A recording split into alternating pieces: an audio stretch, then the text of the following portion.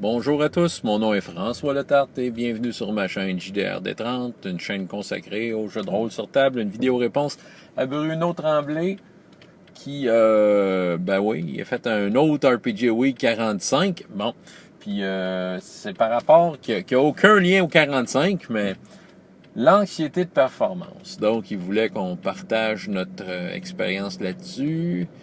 Est-ce qu'on en vit encore? Écoutez, ça dépend tellement de la game, ça dépend tellement du contexte. Ce que je vis de l'anxiété de performance avec ma table à la maison, aucunement. OK? C'est une gang de chums. Je pense on a assez confiance entre nous-mêmes, puis on se fait relativement assez longtemps qu'on joue ensemble pour que ça soit bien correct. T'sais. Peu importe c'est qui le maître de jeu, peu importe le jeu auquel on joue. Moi, pour ma part, j'ai pas d'anxiété de performance. Je vais être pas mal à ma place. Puis ça va bien se faire. T'sais. Bon. Les autres contextes, c'est ça. Comme certains d'entre vous, je touche à différents contextes, je touche à différentes clientèles. Des fois, la barre peut être plus haute. OK. Si je prends RPGS, ma fameuse série de one-shot interminable,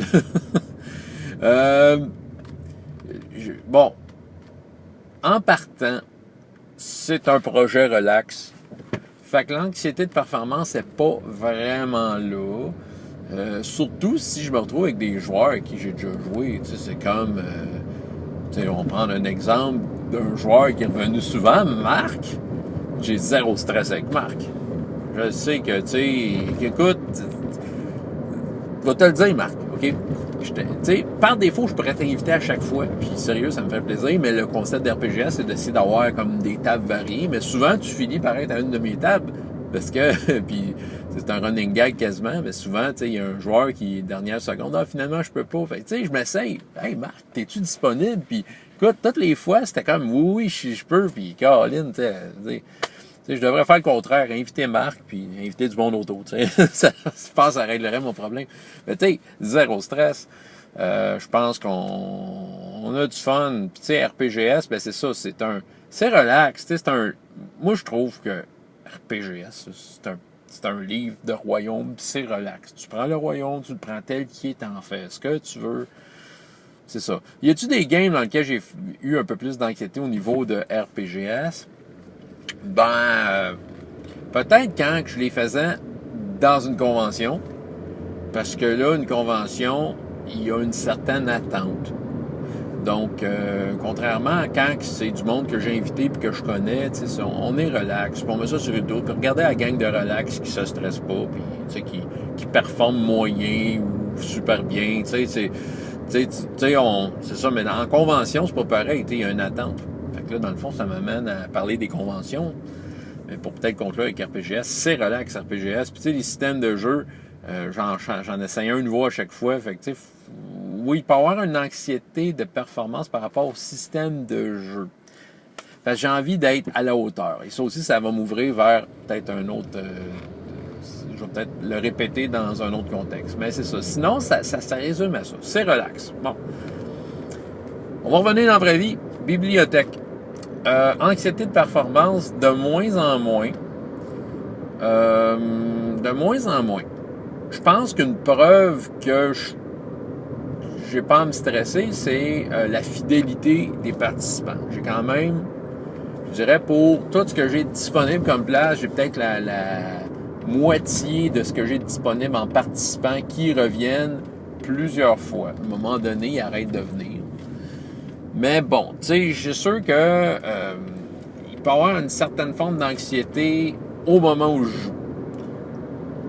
Le contexte, c'est plus qu'une convention. Je suis un employé de service public. On s'entend, leurs parents payent des taxes pour me payer. OK? Fait que, à quelque part, j'ai envie que tout le monde sorte de là heureux. La réalité, on la connaît, c'est pas toujours possible de faire plaisir à tout le monde, surtout dans de quoi d'aussi subjectif que du jeu de rôle.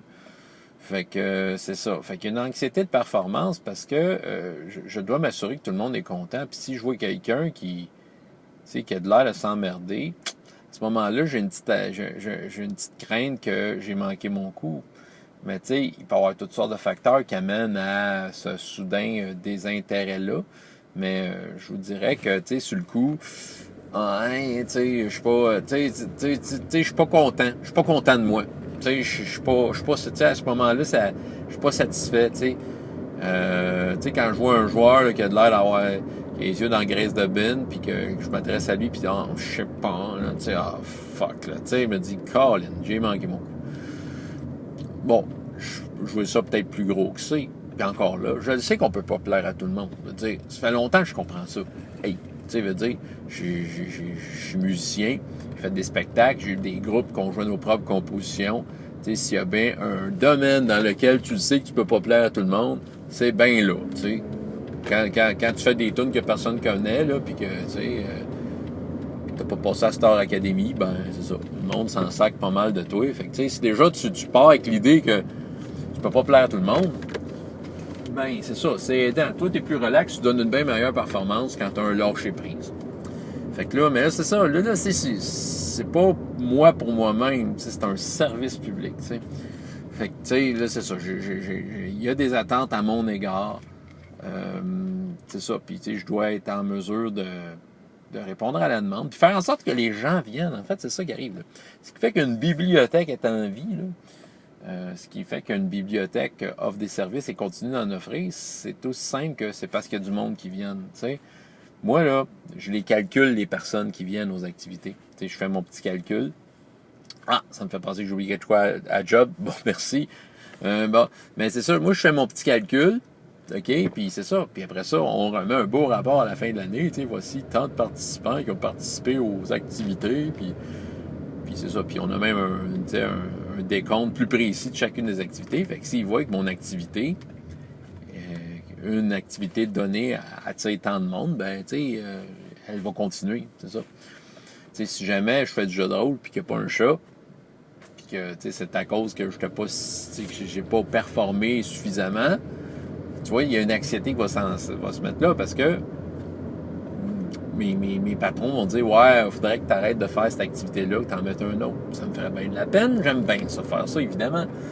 Je trouve que, je trouve seulement dans un endroit idéal pour partager ça. Fait que c'est ça. Oui, il y a une petite anxiété à ce niveau-là. Mais moins qu'avant. Si je regarde plus précisément HeroKids, il y a à peu près plus d'anxiété. Oh boy, il y a du trafic. Bon, en tout cas, il y a à peu près plus d'anxiété. Je pense que j'ai trouvé une formule qui marche bien, qui plaît aux enfants, puis c'est ça. Plus vieux, Tranchon et Tracon, c'est quand même sur 3 heures, fait que l'attention pas toujours là, bon, c'est ça. Mais bon. Beaucoup moins qu'avant, étant donné que j'ai des outils aussi qui m'aident, il y a ça, là. Quand tu maîtrises bien ton outil, ça y fait pour beaucoup. Tu performes mieux si tu t'enfarges pas dans les règles et dans les détails. Il y a ça. Retournons en ligne, tiens, ouais, écoute, un souci de performance, all for one. Je trippe à l'os, mais je pense que c'est ça. J'ai une anxiété de performance assez intense, autant en tant que joueur que maître de jeu. Comment je pourrais dire? J'ai envie d'être à la hauteur. OK?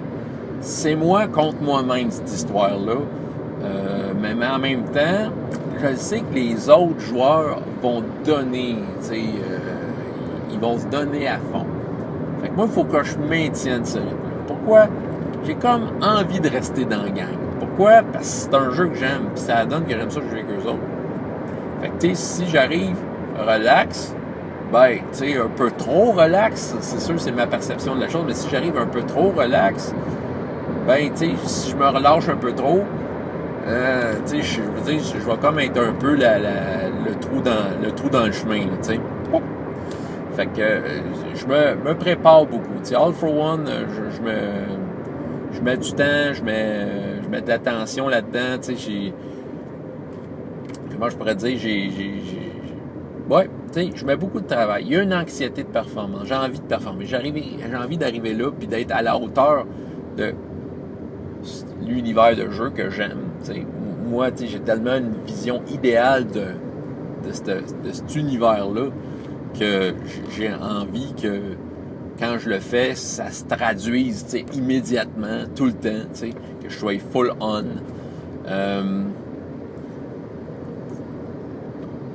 Oui, c'est ça, une anxiété par rapport aux autres, comme je disais, qu'eux autres, ils vont se donner à fond, fait que, moi aussi, je dois leur en donner autant, une anxiété par rapport au système de règles que j'apprends à apprécier et à y découvrir de couche en couche. C'est une expérience hyper enrichissante.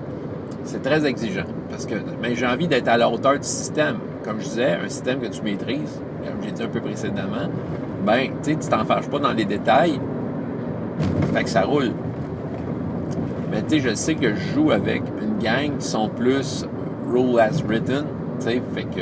Puis je suis quand même d'accord avec la philosophie, surtout par rapport à un jeu comme All for One, puis le système Ubiquity, qui, je pense que si t'es rule as written, tu vas être bien servi. Fait que, je veux essayer vraiment de comprendre toutes les pleurs, toutes les couches, les subtilités de ce jeu-là. Fait que c'est sûr qu'il y a une anxiété de performance par rapport à ça, parce que j'ai envie d'avoir la bonne réponse. Que je sois maître de jeu ou de joueur, en tant que joueur, de bien connaître ma fiche, de bien connaître mon affaire, pour faire en sorte que je réagisse promptement, que je roule le bon nombre de dés sans avoir à demander des questions. J'en demande pareil, on s'entend, là, on n'est pas infaillible. Quand je suis maître de jeu, c'est clair que je veux démontrer. Je veux comme démontrer aux autres que mon intérêt, regarde, je suis intéressé, je veux jouer avec vous, je veux jouer à ça. Et je veux tellement leur montrer que je mets du temps, là. Puis, sur Facebook, notre groupe Facebook, c'est moi qui l'alimente le plus, mais c'est une période qui m'intéresse, c'est quelque chose qui m'intéresse en tout monde, fait que, c'est plus fort que moi, mais en même temps, c'est ça, c'est comme une pression que je me mets moi-même sur mes épaules, l'anxiété de performance quand je fais mes aventures, je veux que ça soit des histoires intéressantes, je veux être à la hauteur, je veux que ça soit assez bien ancré pour avoir des amorces intéressantes, mais je veux aussi donner l'impression aux joueurs, en fait, plus que donner l'impression, mais donner aux joueurs l'opportunité de résoudre ça comme qu'ils veulent, d'être des poissons dans l'eau, d'avoir quelque chose de bien ancré, mais pas les diriger nécessairement vers ça. En tout cas, c'est ça. Ça en est une, ouais. Ça, je peux dire, je la vis, l'anxiété, tout ça. Puis, je veux dire, en réécoutant des games sur YouTube, parce que oui, ça fait partie de mon rituel, je réécoute toutes les games. Je pense que j'ai réécouté la série 3 fois, de toutes les games d'All for One, pour comme vraiment me mettre dedans. Puis, c'est ça, puis, il y a des games où je suis déçu de ma performance. Je me dis, fuck, ça aurait tellement pu être mieux, Je suis comme, il y a des fois, je suis déçu. Je regarde ça, puis je suis comme, j'aurais pu être plus allumé, là. J'aurais pu être plus clair, là. Puis on se faisait par après, on se faisait des vidéos, puis c'est un peu le rituel avec All for One. On se fait des vidéos comme pour se remettre en contexte de ce qui s'est dit après. Puis, fun de voir la perception des autres, mais des fois, ils perçoivent des choses que toi, t'as faites. Puis, je pense qu'ils n'ont pas la lecture que toi, t'as au moment que tu le fais. Puis, je me dis, pour moi, ça sonne comme, c'est pas la performance que je voulais faire. Là, c'est ça. Puis là, ça rajoute à l'anxiété. Bon. Mais pourquoi me torturer autant? C'est parce que j'aime ça. C'est ça. All for One, c'est un bon exemple. En convention, écoute, il y a une anxiété de performance. Tu te présentes comme un maître de jeu à une convention. Tu te présentes en tant que tel à des étrangers. Ils savent pas t'es qui. C'est plate, mais faut que tu laisses une bonne impression. Je pense que j'ai déjà eu moi-même des mauvaises expériences de convention. Et j'entends des fois des mauvaises expériences de convention. Puis, j'ai tellement pas envie d'être cette personne-là, qui la personne qui m'est décrite. J'ai tellement pas envie d'être celle-là. Fait que c'est sûr qu'il y a une certaine anxiété. Mais j'aime les défis. Souvent en convention, j'arrive avec des jeux, je vais tenter des choses avec des jeux que je ne tentais pas avant. Quand j'ai fait le premier Brigade Con, j'ai décidé de faire Métamorphosis Alpha, la première édition. Je vous jure que c'est tout un exercice. C'est capotant comme jeu quand tu le fais tel quel. C'est un jeu de 1976. Dans ce temps-là, les règles, c'était pas clair. Puis, c'est d'essayer de faire du clair avec du pas clair. écoute, j'ai l'impression que j'ai réussi. Ben, il y avait une anxiété par rapport à ce jeu-là incroyable. Tu sais, qu'est-ce que j'ai essayé en convention. Cette année, j'étais supposé faire Omniscience, que j'ai pas réussi à faire. C'est une partie remise, mais j'avais mis du temps ça dessus, j'avoue, là. Je voulais bien comprendre ce jeu-là. Le jeu de Christophe, tu sais, c'est une approche différente du jeu de rôle plus traditionnel. Tu sais, il y a un côté où les joueurs prennent plus le contrôle du jeu. Fait que, tu sais, moi, ça me tentait d'arriver là, puis de faire en sorte que ce côté-là est bien mis en place. Tu sais, est-ce que les joueurs vont suivre, tout ça? Tu sais, ce n'est que partie remise, mais ça, c'est pour moi, c'est une anxiété de performance. Si j'ai envie de performer, si j'ai envie d'être à la hauteur de ce que le jeu propose.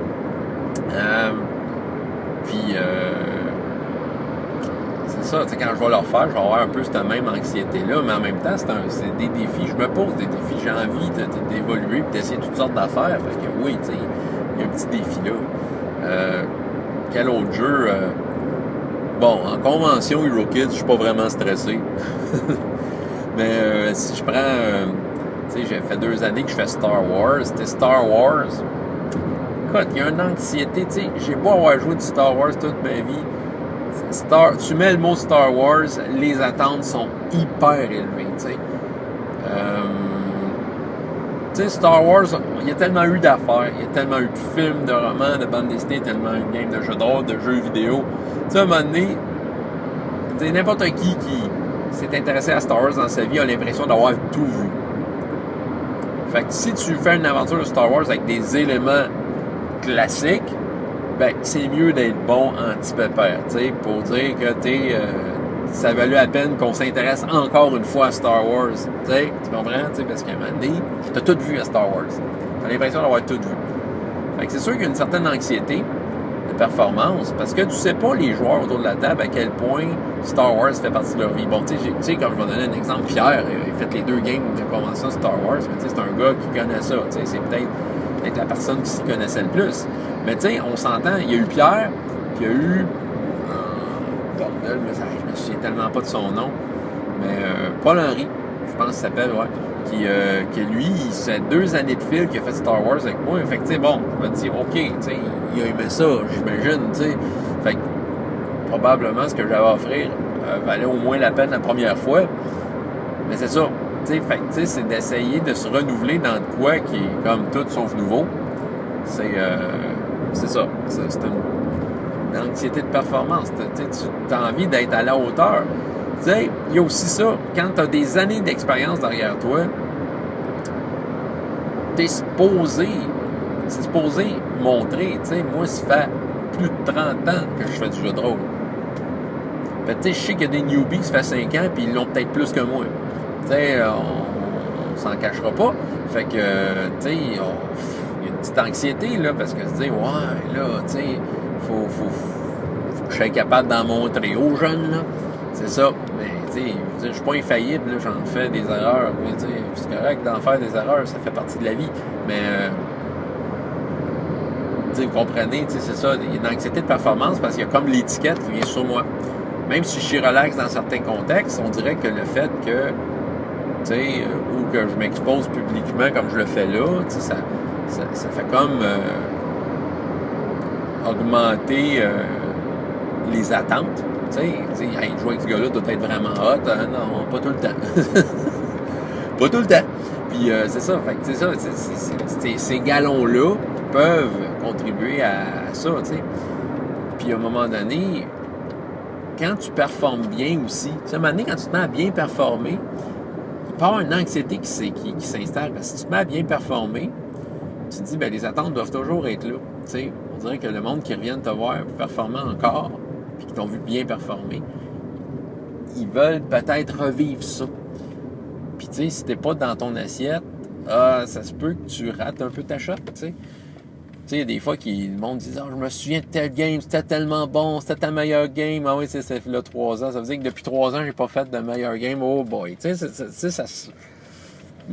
ça peut t'affecter sur ta performance et l'anxiété que tu entretiens. Ouais. C'est ça qui arrive. Tu sais, je pense à une anecdote que je vérifie pas, mais je peux pas vérifier là, mais une anecdote que j'ai déjà entendue dans les années 90, c'était par rapport à la musique. C'était le groupe U2. Il semblerait que The Edge, pendant une des tournées, il y avait une anxiété de performance incroyable. Pourtant, vous savez, dans les années 90, U2, c'était établi, ils faisaient un bout, là, tu sais, ils ont marqué les années 80 avec des disques légendaires, OK? Là, tu arrives dans les années 90, puis ça a l'air que The Edge avait de la misère à monter sur le stage. Il en virait malade. Il avait une anxiété de performance. Puis, tu sais, ça a l'air qu'il en shakeait. Tellement que, et je ne sais pas si c'est vrai, mais qu'il y avait un guitariste de plus, qui était pas sur stage, il était comme backstage, qui jouait en même temps. Au cas où que, justement, l'anxiété de performance de The Edge le paralyse et l'empêche de jouer. Je sais pas si c'est vrai, mais tu sais, l'histoire fonctionne. Pourtant, tu sais, c'est ça, tu sais, à un moment donné, quand t'en as vu des stades remplis dans ta vie, tu sais, tu m'as donné un stade puis un autre, c'est pareil, mais c'est ça, les attentes sont tellement hautes parce que, justement, t'es tellement adulé qu'à un moment donné, tu prends une drop, puis t'as une anxiété de performance, est-ce que je vais être aussi bon la fois d'après?